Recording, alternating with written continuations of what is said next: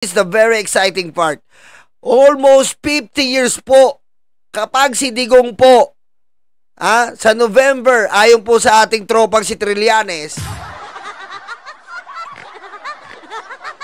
di ko masabi. Paano kaya sabihin to? Alam mo, si Trillanes po talaga. Malaki po si Trillanes para kay BBM. Bibigyan ko na kayo ng clue. Si Trillanes po, kung ikukumpara mo po sa lahat ng gabinete, magiging matimbang si Trillanes. Secret muna yan. Saka ko na-explain pag bumaba yung cholesterol ko. Okay? Young Rodrigo Roa Duterte.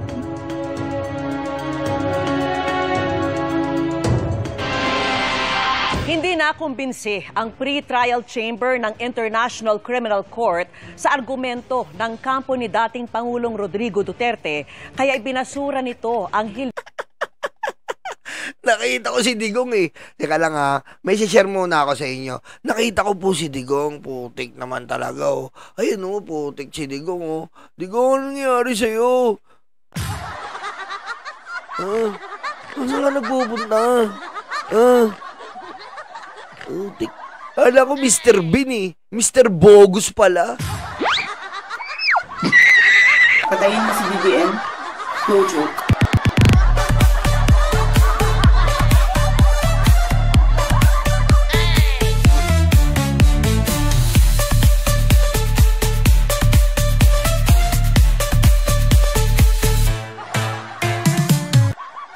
Wawa naman to.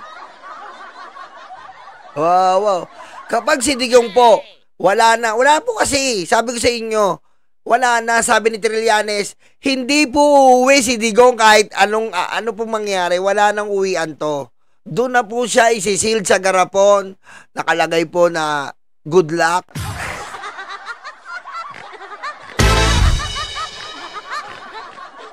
Wala na po.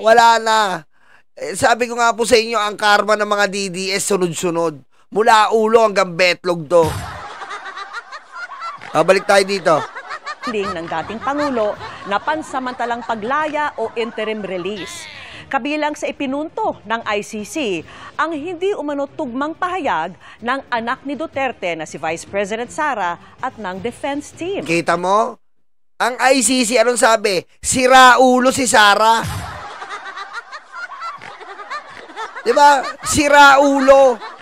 Kasi po, hindi tugma ang salita niya doon sa mismong counsel ng tatay niya. Tanga eh.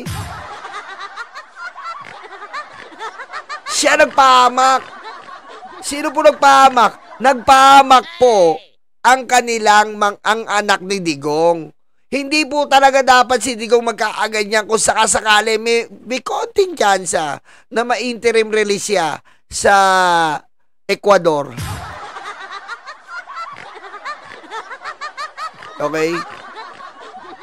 Dapat po talaga may tsansa pa siya eh. Nandun siya sa Ecuador, nasa gitna siya.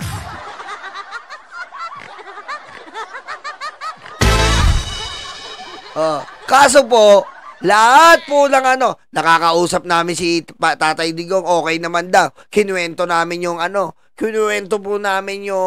kinuwento namin yung blood control. Kinuwento namin yung mga nakawan, putik, sapul.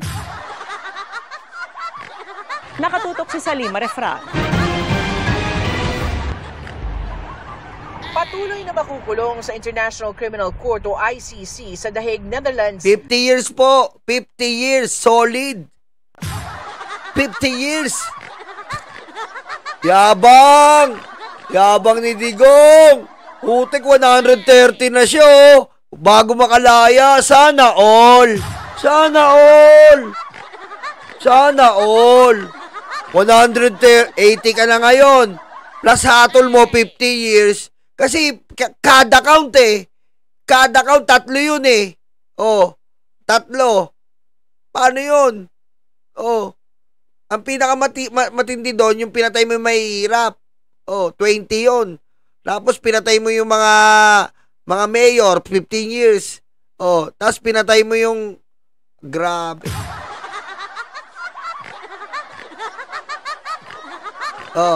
Yung sa Davao, 15 years.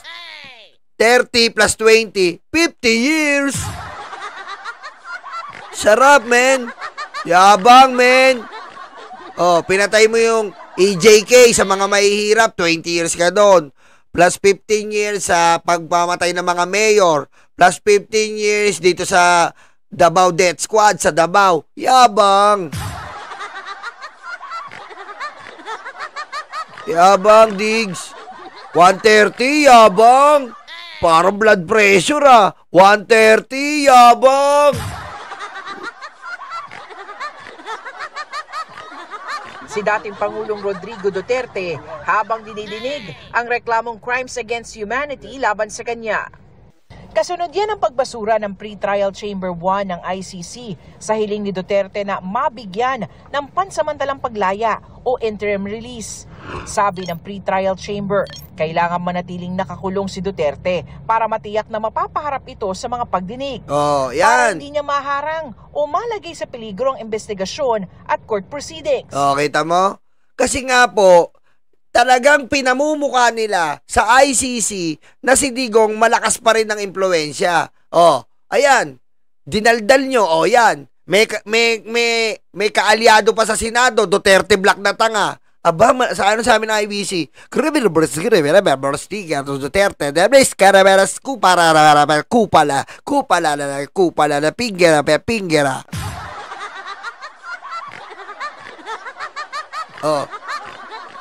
Diba?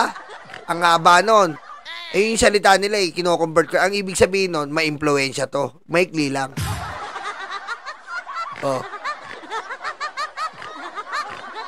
Nagsalita ngayon yung Meksikano. Yung Meksikanong babae na judge.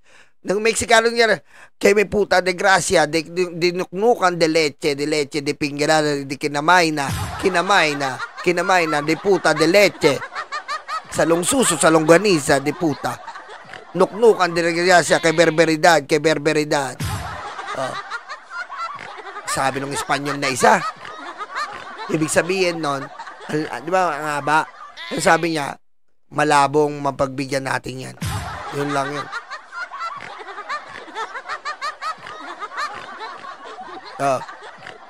Nagsalita yung yung maitim. Yung maitim naman. Di ba yung may doon maitim na dyan? Ano sabi? Ano sabi ng maitim? Maikli lang sinabi ng maitim. Hindi na siya nag-convert sa sabi niya, walang ya forever! Patayin mo si BBM. No joke.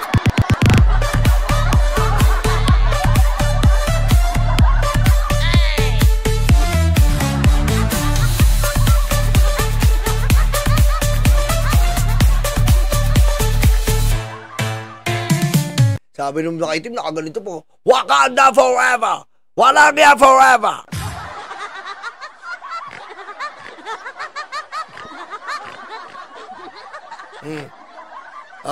Tapos meron pa kayong pinakita pa ng Senado na meron silang sympathy, humanitarian. Tapos yung isang anak sasabihin kidnapping. Si Sarah sasabihin si Iyot mo sasabihin kidnapping. Sa pool.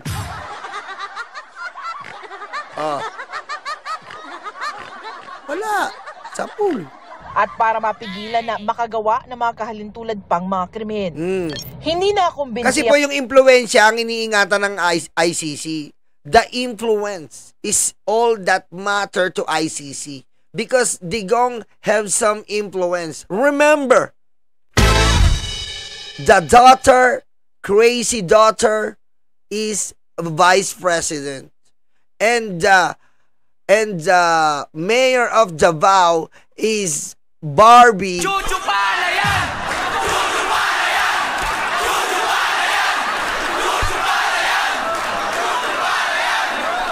Okay? The mayor is Barbie Duterte. Okay? So if there's a victim in Davao, there's an influence. Okay? And the congressman is iyot man.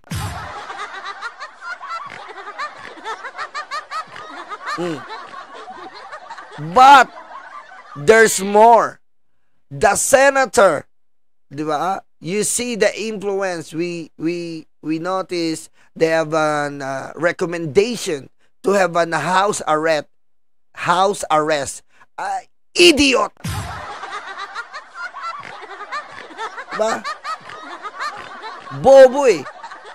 Kung nanahimik kayong lahat, hayaan nyo si Capman. Kaya si Capman, wala akong panalo. Lahat ng mga Duterte talo. Sino panalo? Si Capman lang po ang panalo dito. Dahil siya ay merong 150 million pesos per month.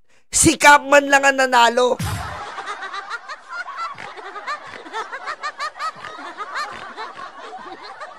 Wala akong nanalo na kaso. Si Capman lang kasi meron siyang 150 million monthly. Ano sabi ni Capman? Sige, bala kayo dyan. At least ako sa sweldo. Kung ano ang sabihin nyo, pinagbawalan ko na kayo. Sinabi ko kung ano nakita nyo sa loob, huwag nyo sabihin sa labas. Bida-bida. Hindi mo rin masisisi si Capman, ba't natalo eh? Hindi mo masisisi si Capman, ba't natalo? Nakikita niya sa social media ng ICC. Anong kala niyo sa ICC? Walang social media? Hindi nag-check ng social media? Walang prosecutor doon na nagko-convert, nagpo-forward sa kanila ng sinasabi nila Sara Duterte? Ganun ba kayo kabobo? Akala nyo wala yung mga prosecutor doon na nagbibigay sa mga judges kung ano sinasabi nyo sa mainstream media? Bobo kayo eh.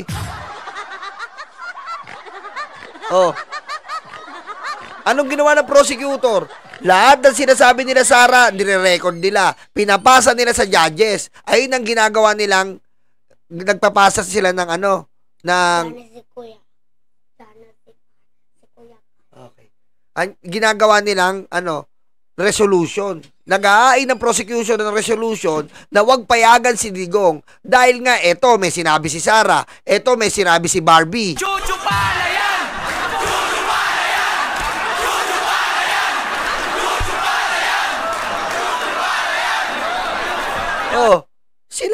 Sila nagpapakita sa mga judges ng ebidensya. Your Honor, Mr. Duterte cannot be granted an interim release because as per Sara Duterte, he is okay. He can talk very well. As per Pulong Duterte, his father is very in good condition.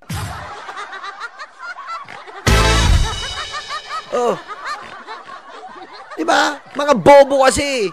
Ayan, pasikat, pabida. Pakuha pa kayo ng awa. Nga. Ang pre-trial chamber sa argumento ng depensa na dapat mapagbigyan ng interim release dahil sa humanitarian conditions, dahil sa edad nito at kalagayang pangkalusugan. Hindi raw naipakita ng depensa na hindi mabibigyan ng atensyong medikal si Duterte habang nakakulong.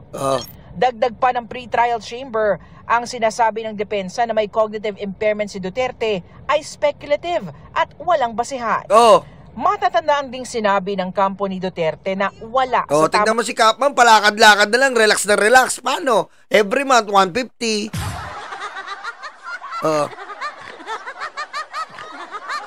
Miskin naman sinong abogado eh. Sige, ang titigas ng ulo nyo, ayaw yung tulungan yung tatay nyo, di bahala kayo.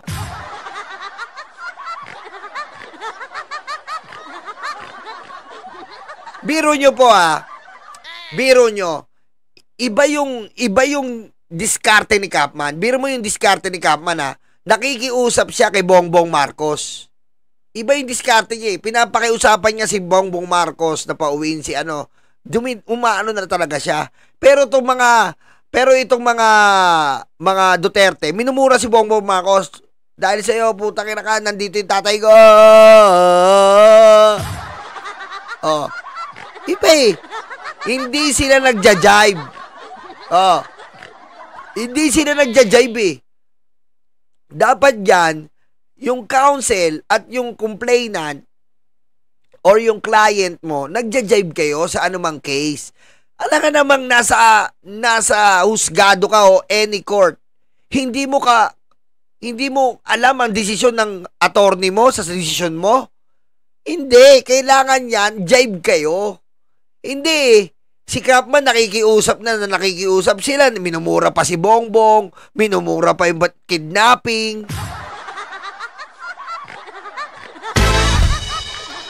Ang kalagayan si Duterte para humarap sa paglilitis dahil sa cognitive problems o problema nitong makaintindi at makaunawa sa kanyang kinakaharap na reklamo. Sabi ng pre-trial chamber, magkaibang issue ang fitness to stand trial sa usapin ng interim release. Matatanda ang pansamantalang pinagpaliban ng confirmation of charges hearing para kay Duterte para madetermina ng korte kung fit ito to stand trial. Malas pa sila. Akala po nila yung September 21 ay mauupo si Sara. Kaya po gumawa sila ng drama, yung po ang lumalabas. Akala nila yung September 21 po manunumpa na si Sara Duterte bilang Pangulo. Yun po ang pinag-uugatan yan. Yun po ang pinag-uugatan na drama na wala nang sa tamang pag-iisip si Digong. Kinakain niya na daw yung sarili niyang tae.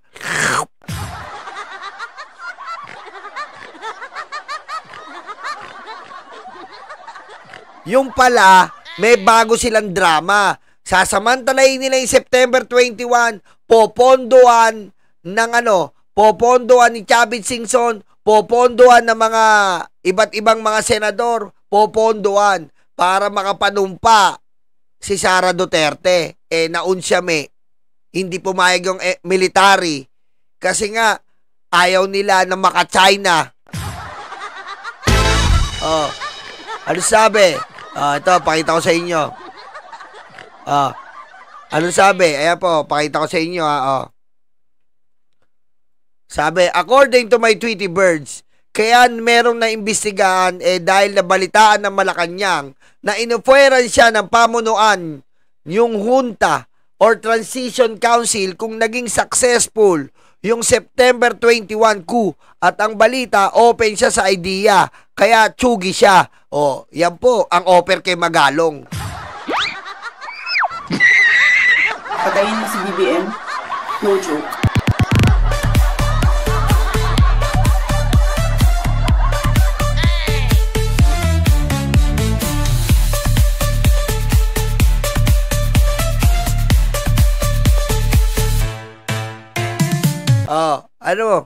Ayan po ang offer kay Magalong.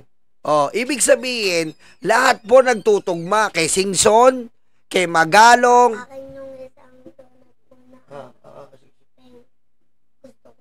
Okay. Diba? Nagtutugma lahat. Kay Magalong, ang offer nila sa AFP na bilyon kay Browner, bumaba lang si Browner. Papalabasin nila si Digong, nasisiraan para pag nakapasumpa si Sara, akala niya mapapabalik niya dito. Hindi na bibitawan ng ICC yan.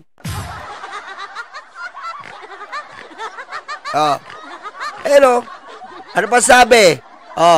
Yung mga junta kung sakaling natuloy, ang pagbaba ni BBM last September 21, 5 sila, may 2 na. Si Magalong, si Pokis ng Inames. Yung 3 guys, kung makikita nyo yung mga videos noong September 21, naka-black shirts na pang-marshal at may ID pa pang-marshal, mga retired generals din. Sino yon? Yung mga, sino? Yung babaliw-baliw.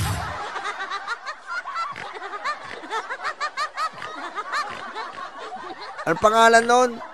Yung babaliw-baliw na ex-general.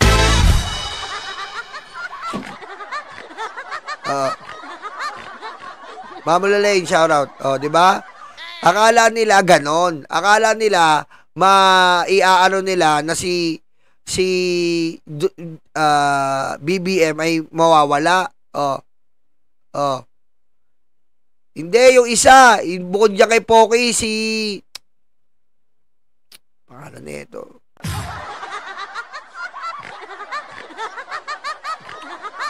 Si Dadong Tanga. Yun, yung dadong tanga. Thank you, Dakong Bisaya. Oh, 'di ba? Oh, akala ni Sara, according to Trillanes, si Sentry po nagsabi manunumpa na lang si Sara, nga.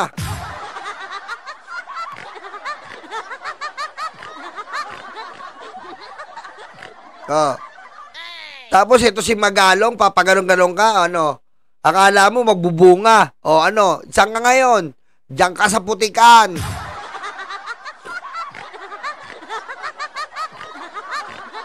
Diba? Yan sinasabi natin. Walang mananalong kudita ngayon.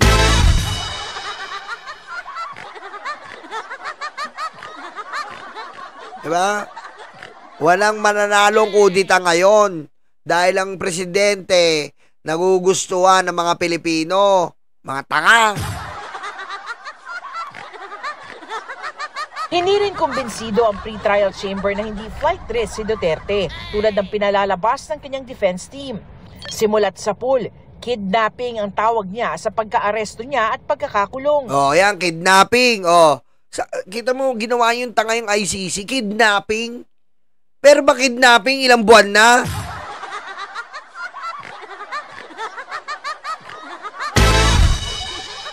Ano ka bobo na ito mga Duterte na to? Pati mga anak niya, bobo talaga eh. Kidnapping, dinadalaw-dalaw mo. Bobo kayo eh, no? Pero ba kidnapping? Dadalaw-dalawin mo? Tapos magpa-file kayo ng para pababain yung judge. Ang pamilya din daw ng dating Pangulo hinaharang at binabatikos ang pag-aresto at pagkulong sa dating Pangulo at ginigiit pa ang pag-uwi sa kanya sa Pilipinas. Patuloy rin daw ang pagkastigo sa mga proseso ng korte ng kanyang pamilya. Binigyang pansin rin ng korte ang mga pahayag ni Vice President Sara Duterte noong July 19 sa publiko na itatakas ang ama mula sa ICC Detention Center. Dinedelegitimize o minamalitraw nito ang... Ayan, si Sara Duterte, sabi niya, tatakas niya yung tatay niya. Kala yata ni Sara, ordinaryong tao siya, vice president siya, magsasalita siya ng ganon. Kundi ka ba naman tanga?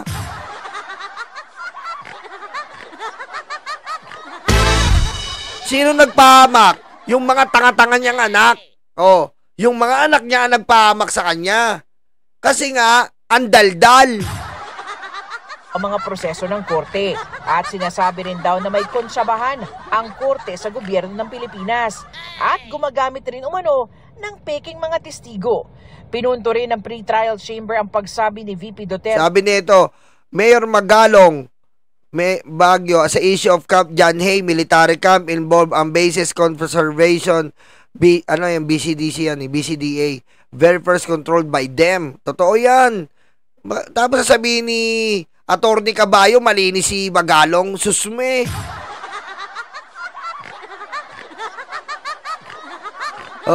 Sabi pa dito, Mayor Magalong Baguio sa issue of Camp John Hay. Parang hindi sinabi mo, magkaibigan kayo. Ang pagkastigo sa mga proseso ng korte. Tapos babanata mo si Yusek Claire Magalong. Tapos babanata mo si Yusek Claire. Iyak ka ng iyak kay Yusek Claire.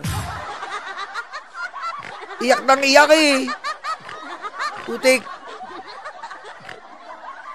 Diba? Kala mo yung nagawa ng candy ni Yusek Claire eh. Iwan yung candy ka. Iwan niya candy ka, Yusek Claire. What the fuck?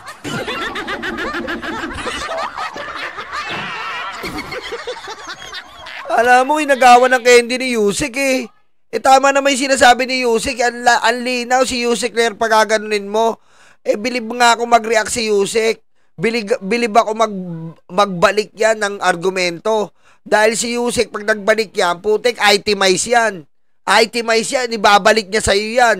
Itemize. Eto nung September 15. Eto nung September 16. Ganun yan si Yusek Claire. Ganun kagaling yan. Idol ko yan eh.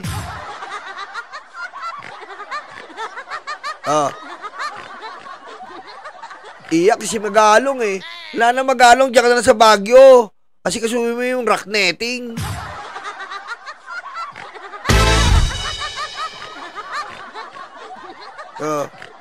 Tsaka, alam nyo, ano talaga, sabi ko nga sa inyo, sorry Magalong, kapag sinabi ni Trillanes, si Baka.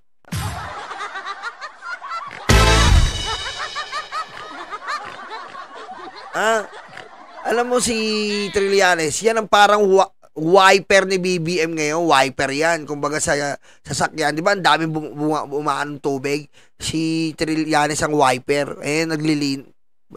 Para makakita ka, alisin natin yung mga yung kupal na yan. Anong nangyari sa'yo? Sinita ka ni Trillanes.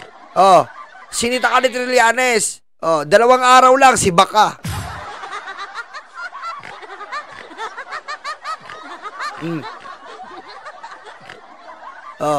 Siyempre yung iba nagsasabi, alam mo yan, si Trililing, sundalong kanin. Hello?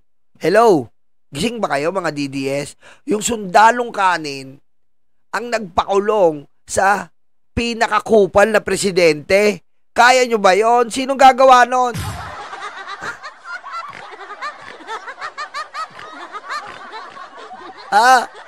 Wala makakagawa nun. Wala makakagawa nun. Pamilya. Binigyan pansin rin ng korte ang mga pahayag ni Vice President Sara Duterte noong July 19 sa publiko na itatakas ang ama mula sa ICC Detention Center. Dinedelegitimize o minamalit raw nito ang mga proseso ng korte at sinasabi rin daw na may konsyabahan ang korte sa gobyerno ng Pilipinas at gumagamit rin... Pero mo ikunenek nyo ang korte ng ICC sa Pilipinas? Kita nyo, tatanga-tanga kayo? Para yung makukonek yung ICC, binayaran daw ni Bongbong Marcos ang ICC. Napakatanga.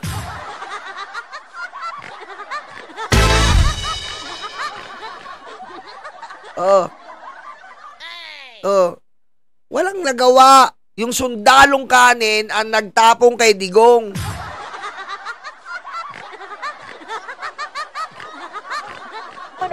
Ng peking mga testigo. Pinunto rin ng pre-trial chamber ang pagsabi ni VP Duterte na gusto ng kanyang ama na maibalik sa Davao kung mapagbibigyan ang interim release. May Davao pa, may special request pa. Ang tindi ng alangalan nyo.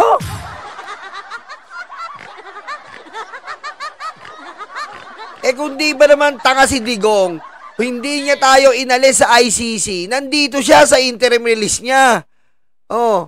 Kaso, inalis niya tayo sa ICC, hindi tayo kasama sa saklaw ng ICC.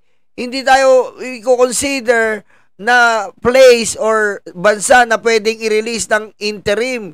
Kasi po, ang nai-interim release lang po ay sa mga member ng ICC. At kung hindi po tatanga-tanga ang ating senador, yun na lang po dapat ang ginawa ng mga tatanga-tangang senador dyan na humanitarian. Diba?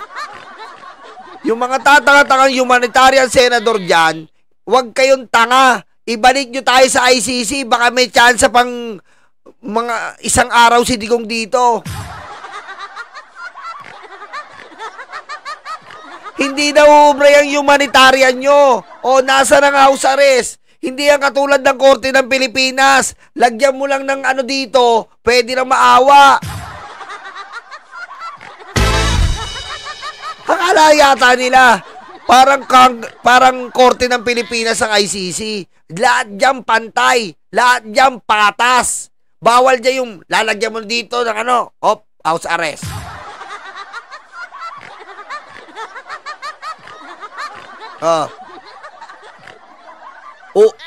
Pupunta ka sa wheelchair, maaawa yung korte, house arrest. Walang ganun dyan.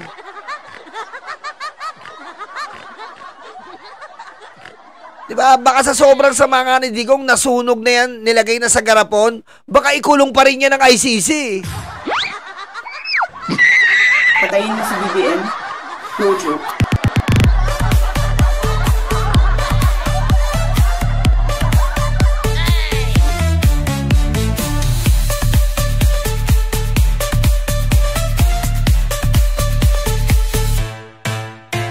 Pero sa sobrang sama niyang kupal na si Digong, di ba nasunog na, nalagay niya sa garapon yung ganito, ikukulong pa rin niya ng ICC. Yan sa sobrang sama niyan. Ipagdadamot ng ICC. Hindi masasatisfy ang ICC kapag nasunog si Digong. Baka sunugin pa uli yung garapon eh.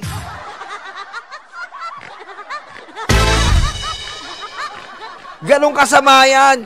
Kasi wala na pong ibang sasama sa pumatay ka ng sarili mong kababayan.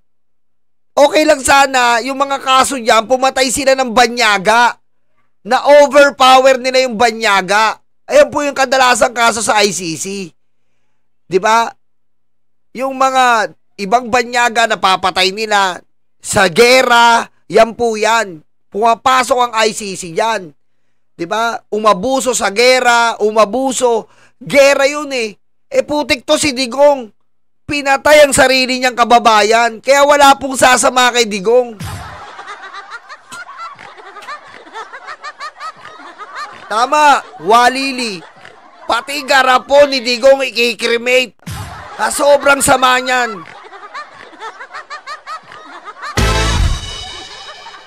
Taliwas daw sa sinasabi ng depensa na mananatili ang nakatatandang Duterte sa estado kung saan siya ire-release.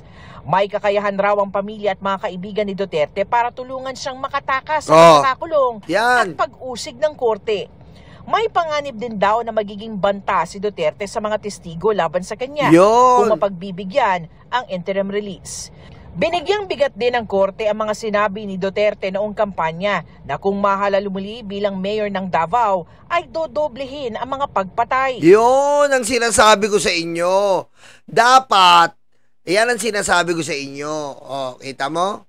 Dodoblehin pa pagpatay. Kita mo ang ICC? Mas updated pa sa atin.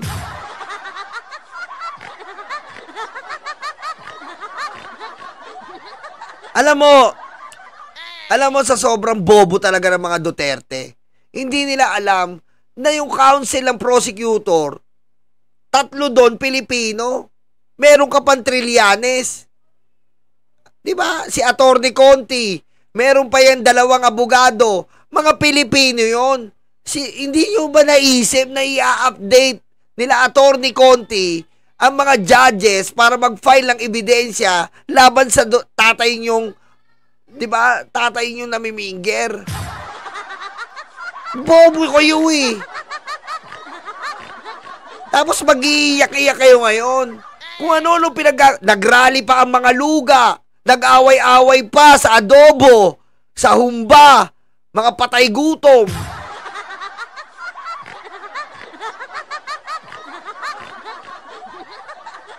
Nag-concert pa sa daig. Kasama pa sila Robby na mga tanga. Sila Marcoleta. Bobo eh. Anong sabi ng ICC? Ay putek. Ang lakas pa na ng impluwensya ni Digong. Andito yung mga senador ng Pilipinas.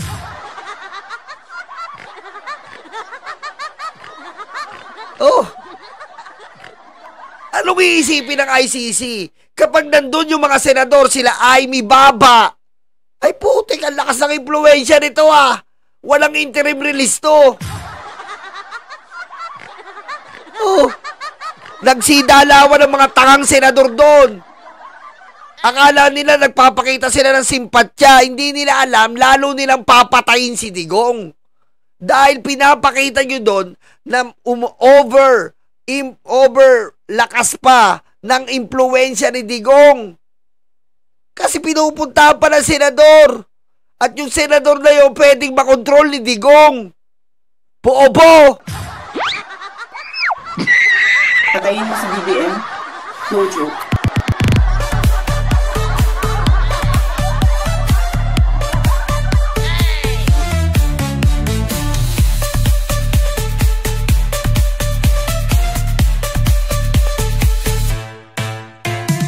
So, sino dapat sisihin? Sila rin ang sisihin. Sila nagpakita sa ICC na si Digong ay hindi pwedeng i-interim. Dahil nakita ng ICC ang super duper influence. Mami Irene, Daddy Armin. Thank you. Ang abogado ni Duterte na si Nicholas Kaufman tinawag na erroneous o mali ang desisyon ng pre-trial chamber. Siyempre, sasabihin mo mali. Ikaw naman, Kapman, no? Sasabihin mo mali. Kasi pag umuo ka, oo, tama ang desisyon ng ICC. Eh di wala ka ng 150. Ikaw naman, Kapman, no? Para kang tanga eh. Siyempre, sasabihin mo mali. Para magpapile ka ng motion to reconsider. Para dire-diretso ang 150 million. Ikaw naman, Kapman, no?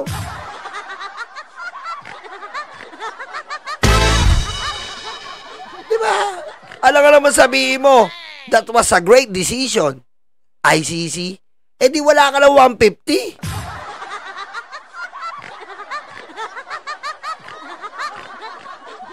Pila na nila ang desisyon na ito.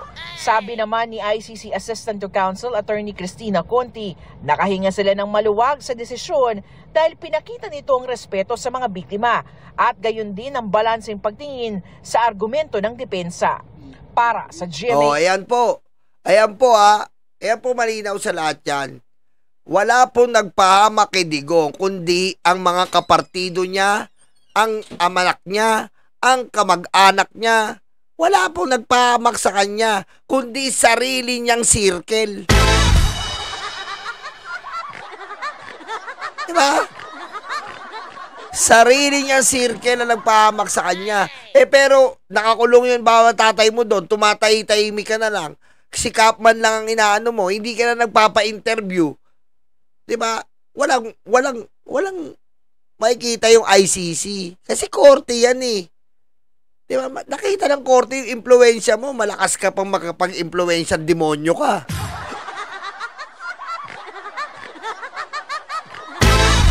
Oh.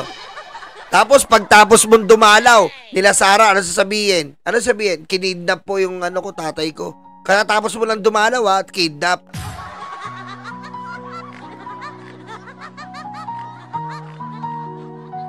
Boblox. Ilan oras sa trabaho, kapiraso ang sweldo. Habang sila nag-aantay ng porsyento, kami ang nakukuba, hirap at nagdurusa. Iluluhon nyo lang pala aming mga pera.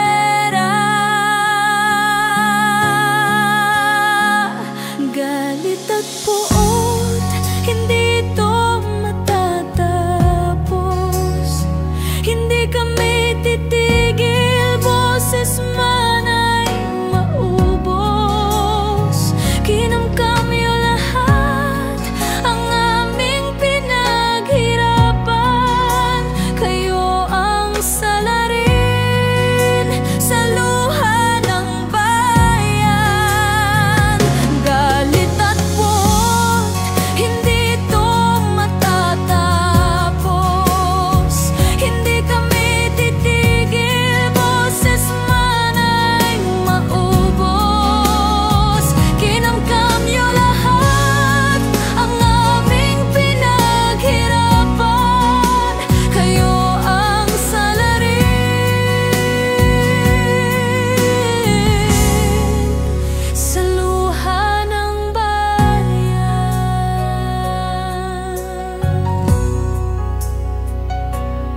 Sa kislap ng salapi nagbago ang mga anyo. Itim ang kulay na dumadaloy sa inyong dugo. Malansang katauhan, hindi nyo na matatakpan. Nakabarong na pala ngayon ang mga kawatan.